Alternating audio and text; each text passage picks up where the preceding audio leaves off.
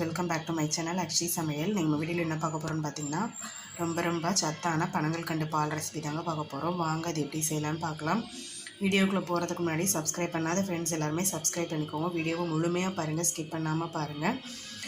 இதெல்லாம் ஒரு ரெசிபியான்னு கேட்காதீங்க. இது ரொம்ப சத்தான ட்ரிங்க். தெரியாதவங்க நிறையா பேர் இருப்பீங்க.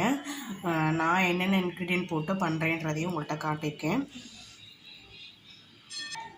வாங்க இது எப்படி செய்யலான்னு பார்க்கலாம். இப்போ இந்த பால் செய்கிறதுக்கு தேவையான இன்க்ரீடியன்ட்ஸ் எடுத்து வச்சுருக்கேங்க. மெயின் இன்க்ரீடியன்ட்ஸான பால் எடுத்து வச்சுருக்கேன். உங்களுக்கு தேவையான அளவு பால் எடுத்து வச்சுக்கோங்க. பனங்கல்கண்டு எனக்கு வந்து இந்த மாதிரி கட்டி பனங்கல்கண்டாக கிடச்சிருக்கு. தூள் பனங்கல்கண்டும் நம்ம டிபார்ட்மெண்ட் ஸ்டோர்ஸில் இப்போ வந்து சேல் பண்ணுறாங்க. அதனால் எதுனாலும் வாங்கிக்கோங்க. தூளாக இருந்தால் நமக்கு கொஞ்சம் ஈஸியாக இருக்கும். எனக்கு இந்த வட்டம் தான் நான் கிடைக்கல, ஸோ அதனால் நான் கட்டி பனங்கல்கண்டு எடுத்திருக்கேன். அப்புறம் வந்து பார்த்திங்கன்னா பெப்பர் பவுடர் எடுத்து வச்சுருக்கேன். ஒரே ஒரு குட்டி சைஸ் ஏலக்காய் எடுத்து வச்சுருக்கேன். ஏலக்காய் தூள் இருந்தாலும் ரொம்ப நல்லது தான். இதுனால் நம்ம ஃப்ரெஷ்ஷாக நம்ம இடித்து போட்டோம்னா நல்லாயிருக்கும். நமக்கு ஃப்ளேவர் ஃபுல்லாக நல்லா இறங்கும். அதனால தான் நான் ஃப்ரெஷ்ஷாக எடுத்து வச்சுருக்கேன். அப்புறம் வந்து மஞ்சள் தூள். இதுதான் இதுக்கு தேவையான பொருட்கள். இப்போ ஃபஸ்ட்டு வந்து நான் வந்து சில பேர் காய்ச்சுவாங்க. நான் காய்ச்ச மாட்டேன். அப்படியே வந்து நம்ம காய்ச்சி ஆட் பண்ணுறத விட நம்ம அப்படியே வந்து நம்ம ஆற்றி குடிக்கிறப்ப வந்து நல்லாயிருக்கும் நமக்கு. அது வந்து நமக்கு அதனால் நான் அப்படியே தான் நான் இது பண்ண போகிறேன். நீங்கள் காய்ச்சறதா இருந்தால் ஒரு கப் பால் எடுத்து அதில் வந்து இது எல்லாமே ஆட் பண்ணி லைட்டாக ஒரு 5 நிமிஷம் கொதித்து அந்த மாதிரி பண்ணுவாங்க.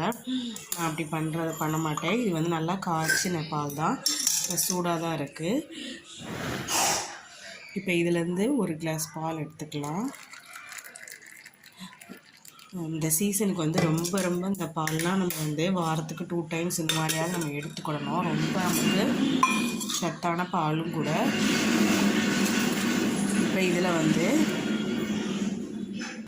ஃபஸ்ட்டு வந்து பனங்கல்கண்டை நான் அந்த மாதிரி லைட்டாக நான் இடித்து வச்சுட்டேன், அதை சேர்த்துக்கிறேன். அது கூட கொஞ்சமாக நம்ம ஏலக்காய் பவுடர் நான் வந்து பாப்பாவுக்கு கொஞ்சமாக ஆட் பண்ணியிருக்கேன். நமக்கு நான் கொஞ்சம் எக்ஸ்ட்ரா போட்டுக்கலாம். நான் வந்து மஞ்சள் தூள் கொஞ்சமாக ஆட் பண்ணிக்கோங்க. ஒரு பிஞ்ச் இந்த மாதிரி போதும். இது மாதிரி பெப்பர் பவுட்ரு எல்லாமே குழந்தைங்க கொஞ்சம் கம்மி பண்ணி கொடுங்க. அப்படின்னா தான் அவங்க குடிப்பாங்க, இல்லைனா குடிக்க மாட்டேன்னு சொல்லிடுவாங்க. சும்மா கொஞ்சமாக 1 பிஞ்ச் போதும். நம்ம பனங்கல்கண்டு எக்ஸ்ட்ரா சேர்த்துக்கோங்க. ஸ்வீட்டாக இருந்தால் கொஞ்சம் பிள்ளைங்க வந்து விரும்பி குடிப்பாங்க. இப்போ இது எல்லாத்தையும் நம்ம ஆற்றிட்டா நமக்கு சூப்பராக பனங்கல்கண்டு பால் ரெடி ஆகிடும். இதில் எல்லாமே நம்ம வந்து ஹெல்த்தியான இன்க்ரீடியன்ஸ் தான் நம்ம ஆட் பண்ணியிருக்கோம். அதனால் கண்டிப்பாக நம்ம இந்த டயத்தில் வந்து குழந்தைங்களுக்கு வந்து இருமல், சளி எல்லாமே நமக்கு பிடிக்கும். குழந்தைங்க இல்லை பெரியவங்க எல்லாருக்குமே பிடிக்கும். அதனால் நம்ம வந்து இந்த மாதிரி நம்ம குடிச்சிக்கிட்டோம்னா நமக்கு வந்து அதுலேருந்து ரிலீஃப் ஆகலாம். ஏலக்காய் வந்து கண்டிப்பாக சேர்த்துக்கோங்க. ஏலக்காய் எதுக்குன்னு பார்த்திங்கன்னா நமக்கு நுரையீரல் உள்ள சளி எல்லாம் நமக்கு வந்து எடுத்துரும் ஏலக்காய். அதேமாதிரி பனங்கல்கண்டு சொல்ல வேண்டியதில் எல்லாருக்குமே தெரியும். சளி இருமலுக்கு வந்து ரொம்ப பெஸ்ட்டான ஒரு இதுதான்ன்றது எல்லாருக்குமே தெரியும். அதே மாதிரி மஞ்சள், மிளகுத்தூள் எல்லாருக்குமே அதே மாதிரி தெரியும். கண்டிப்பாக அதனால் எல்லா இன்க்ரீடியன்ஸுமே இந்த 4 இன்க்ரீடியன்ஸுமே கண்டிப்பாக சேர்த்துக்கோங்க. எதையுமே ஸ்கிப் பண்ணாதீங்க. இதை குடிக்கிறப்ப மெயினாக வந்து நைட் படுக்கிறதுக்கு முன்னாடி குடிச்சிட்டு படுத்தோம்னா குழந்தைங்களுக்கு வந்து இருமல் எதுவும் இல்லாமல் நிம்மதியாக தூங்குவாங்க. பிள்ளைங்க பெரியவங்க எல்லாருமே நிம்மதியாக தூங்கலாம்.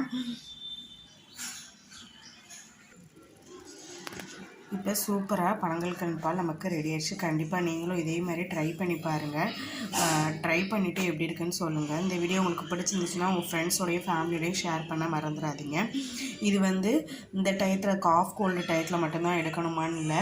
நம்ம வந்து இந்த மாதிரி மழை காலத்தில் இந்த மாதிரி டயத்தில் வந்து நம்ம குளிர்காலத்துலலாம் நம்ம வந்து வாரத்துக்கு 2 நாள் எடுத்துக்கிட்டோம்னா நமக்கு ரொம்ப நல்லாயிருக்கும். கண்டிப்பாக ட்ரை பண்ணிவிட்டு எப்படி இருக்குன்னு சொல்லுங்கள். தேங்க்யூ, பாய்.